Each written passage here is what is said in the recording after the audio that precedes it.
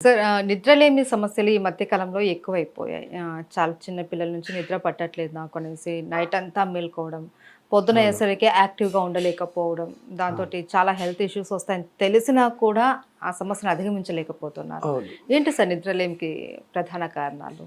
ప్రధాన కారణాలను చూసినట్లయితే మొబైల్ ఫోన్స్, హ్మ్. టీవీస్ హ్మ్. ఇవి ప్రధాన కారణం అని చెప్పొచ్చు. హ్మ్. పని ఉన్నవాళ్ళు సపోజ్ వర్క్ ఉన్నవాళ్ళు నైట్ వర్క్ చేస్తూ కూర్చున్నారు అంటే ఒక అర్థం ఉంది. హ్మ్. కానీ ఇక్కడ అలా లేదు.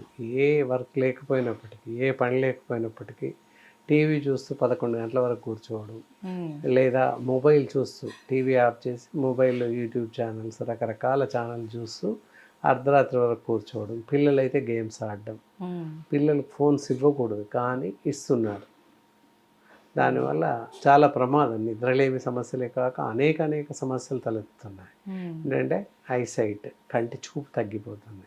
అలాగే మెమరీ పవర్ జ్ఞాపక శక్తి తగ్గిపోతుంది. వినికిడి శక్తి కోల్పోతారు. హ్మ్. ఇన్ని రకాల ప్రమాదాలు పొంచి ఉన్నాయని చెప్పవచ్చు. హ్మ్. ఈ 2 కనుక దూరం పెట్టినట్టయితే నిద్ర దానంతట అదే వస్తుంది. హ్మ్.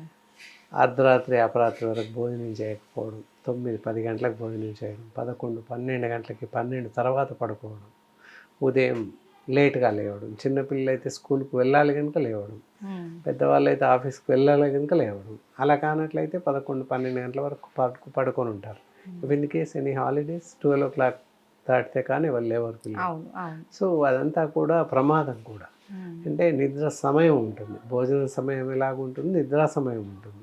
భోజనం సమయం రాత్రి 9 హార్డ్‌లీ 10:00 లోపు భోజనం ముగించాలి రాత్రి డిన్నర్. హ్మ్. అలాగే పడుకోవడం కూడా సాయంత్రం 10 గంటలకి నిద్రకు పోవాలి.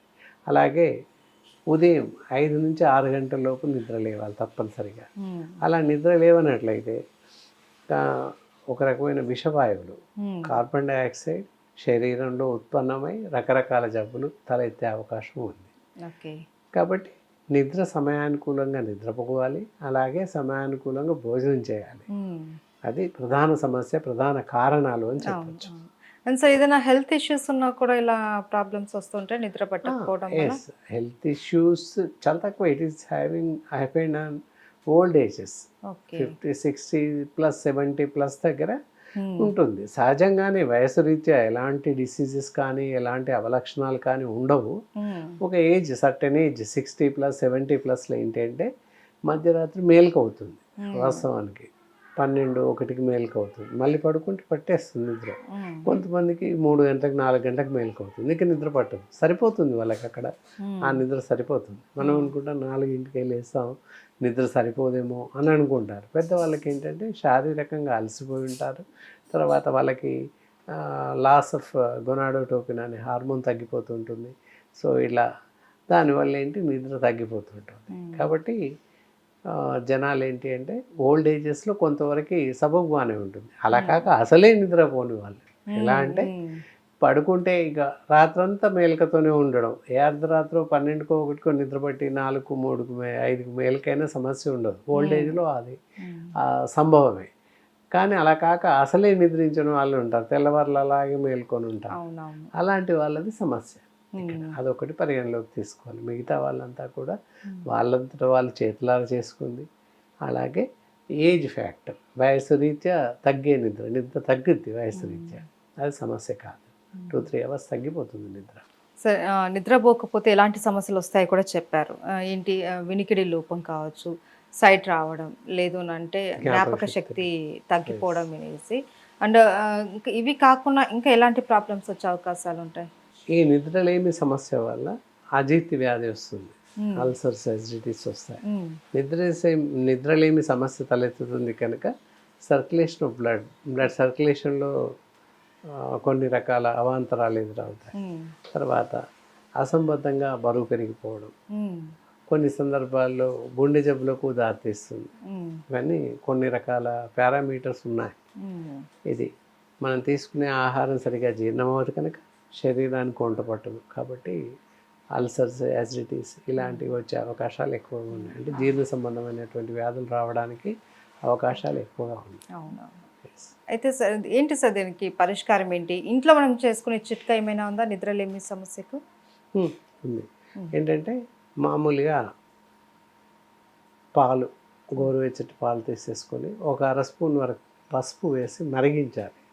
5 నిమిషాల వరకు జస్ట్ టీ లాగా మరిగించేసి టేస్ట్కి సరిపడా షుగర్ కానీ బెల్లం కానీ వేసుకుని రాత్రి పడుకునే ముందు తాగినట్లయితే మంచి నిద్ర వస్తుంది. అది కాకుండా టిప్స్ అన్నమాట. ఏంటంటే ఈ టీవీలు మొబైల్స్ కాకుండా మొబైల్ తల పక్కకు పెట్టుకుని పడుకుంటుంటారు. అలా పడుకోకూడదు. అది బెడ్ పైన ఎక్కడా ఫోన్ ఉండకూడదు. అది ప్రధానంగా గుర్తుపెట్టుకోవాలి. ఫోన్ వస్తే ఎలా అనేది కాదు, ఫోన్ బయట ఎక్కడో ఉండాలి. బెడ్రూమ్లో అసలే ఉండకూడదు. ఆ బయట ఎక్కడ పెట్టేస్తే ప్రాబ్లం లేదు. దాని యొక్క వైబ్రేషన్ చాలా దూరం వస్తుంటుంది, అందువల్ల నిద్ర రాదు. కాబట్టి ఫోన్స్ ఎక్కడ బెడ్ పైన ఉండకాడో బెడ్రూమ్లో ఉండకూడదు, బయట ఎక్కడ పెట్టేసేయాలి. తర్వాత టిప్స్ అన్నమాట, చిన్న చిన్న టిప్స్. పడుకునే ముందు డిమ్ లైట్లు, అంటే జస్ట్ చదివినట్టు బుక్ పట్టుకొని 2 లైన్లు చదివేలోపు నిద్ర వస్తుంది. డిమ్ లైట్లు జస్ట్ చదివే అలవాటు ఉండి ఇంట్రెస్ట్ ఉన్న సబ్జెక్ట్ ఏదో లైట్గా చదువుతూ వెళ్తే నిద్రపోతుంది. అలాగే సింపుల్గా మైల్డ్ టోన్తో ఏదైనా మ్యూజిక్ ఉంటే విన్నట్టయితే నిద్రపోతాం. అలా కాక మనం మ్యూజిక్ ఎక్కువ పెట్టుకొని చెవి దగ్గర ఫోన్ పెట్టుకొని వింటాం అది చెప్తే, అందుకని అది అక్కర్లేదు. పేపర్ చదివితే నిద్ర వస్తుంది. రీడింగ్ బుక్ ఏదో ఒకటి ఇంట్రెస్ట్ ఉన్న వాక్యం 2-3 లైన్ చదివేటప్పటికి నిద్ర వచ్చేస్తుంది అంతే. డిమ్ లైట్లో ఏం కనబడదు, కళ్ళు బరువు ఎక్కితే నిద్ర వస్తుంది. అది అట్లా ఉంటుంది. తర్వాత ఇంకో ప్రధాన కారణం, తలకి ఈ మధ్య కాలంలో ఎవరు తలనూనె వాడట్లేదు. అది ప్రధాన కారణం. కనుక తలనూనె వాడుతూ ఉండాలి తప్పనిసరిగా. అవైలబిలిటీ ఉన్న వాళ్ళు కోకోనట్ ఆయిల్ వాడవచ్చు, లేదా ఇప్పుడు ఆయుర్వేదిలో చాలా రకాల హెయిర్ ఆయిల్స్ ఉన్నాయి. అలాగే లైక్ కౌశిక్ హెయిర్ ఆయిల్ ఇలాంటివి ఉన్నాయి. తీసుకొని రోజు ఎవ్రీడే పెడుతూ ఉన్నట్లయితే నిద్ర తప్పకుండా వస్తుంది. నిద్రలేమి వల్ల కళ్ళు తిరగడం, తల తిరగడం, తలపోటు ఇవన్నీ కూడా సంభవిస్తుంటాయి చెప్పడం అది. అలా తలనూనె అది పెడుతూ ఉంటే నిద్ర బాగా వస్తుంది, తలనొప్పి తగ్గుతుంది, కళ్ళ మంటలు ఇవన్నీ తగ్గిపోతుంటాయి. హెయిర్ గ్రోత్ కూడా బాగుంటుంది. యాక్టివ్నెస్ ఏదైతే ఉందో మనసు, మన శరీరం కూడా యాక్టివ్గా ఉంటుంది. అలా లేనట్టయితే నిద్ర తగ్గితే బరువుగా, సోమరిగా, లేజీగా కనపడే అవకాశం ఉంటుంది. ఏ పని చేయలేకపోతాము, ముఖ్యంగా ఏ పని మీద ఏకాగ్రత తప్పిపోతుంది. అంటే ఇవన్నీ చేసినా కూడా చాలామంది మీరు చెప్పిన టిప్స్ అన్ని ఫాలో అయినా కూడా కొన్ని రకాల హెల్త్ ఇష్యూస్ వల్ల కూడా వాళ్ళకి నిద్ర పట్టకపోవడం అలా ఉంటుంది. సో వాళ్ళకి ఆయుర్వేదంలో ఏదైనా మెడిసిన్ దానికన్నా ముందు ఇంకా మంచి టిప్ ఉంది. చాలామందికి టీ అంటే చాలామందికి ఇష్టపడుతుంటారు. టీ ప్రియులు చాలామంది ఉన్నారు. ఛాయ్ ద్వారా నిద్ర తెప్పించవచ్చు. మామూలుగా టీ తీసుకుని ఒక కప్పుకి 2 ఇలాచీ పౌడర్, 2 యాలకులు, మినిమం ఒక 1/2 స్పూన్ వరకు ఇలాచీ పౌడర్ నలగొట్టేసి వేసేసేయాలి. బాగా మరిగించేసి 1 కప్ టీ తాగినట్లయితే బ్రహ్మాండమైన నిద్ర వస్తుంది. ఇలాచీ మాత్రమే వేయాలి. ఓకే. సో మామూలుగా టీ తాగితే నిద్రపోతుంది, బట్ ఇలాచీ మందులాగా పనిచేస్తుంది కనుక నిద్ర వస్తుంది. అది కారణం. తర్వాత ఇంకా పోతే ఆయుర్వేదిలో చాలా బెస్ట్ ఆఫ్ బెస్ట్ మెడిసిన్స్ ఉన్నాయి. అవి ఇప్పుడు చెప్పిన టిప్స్ వల్ల నిద్ర రాకున్నా, లేకపోతే ఇందాక చెప్పిన సలహాలు, సజెషన్స్ పాటించినా రాకున్నా, పాటించలేని వాళ్ళకి కూడా దివ్యమైనటువంటి ఔషధాలు ఉన్నాయి. దట్ ఈజ్ మేధోరేడ్ అని చెప్పేసి క్యాప్సూల్స్ ఉంటాయి. ఇవి డైలీ రాత్రి పడుకునే ముందు 1 నుండి 2 క్యాప్సూల్స్ వరకు భోజనానంతరం వేసుకుని పడుకున్నట్లయితే చాలా మంచి నిద్ర వస్తుంది. దీంతో నిద్రలేమికే కాకుండా ఒక రకమైన మెమరీస్ లాస్ కానీ, ఏకాగ్రత లోపించడం కానీ, తలనొప్పి, తలపోటు ఇలాంటివన్నీ కూడా తగ్గిస్తుంది నిద్రతో పాటు. ఓకే.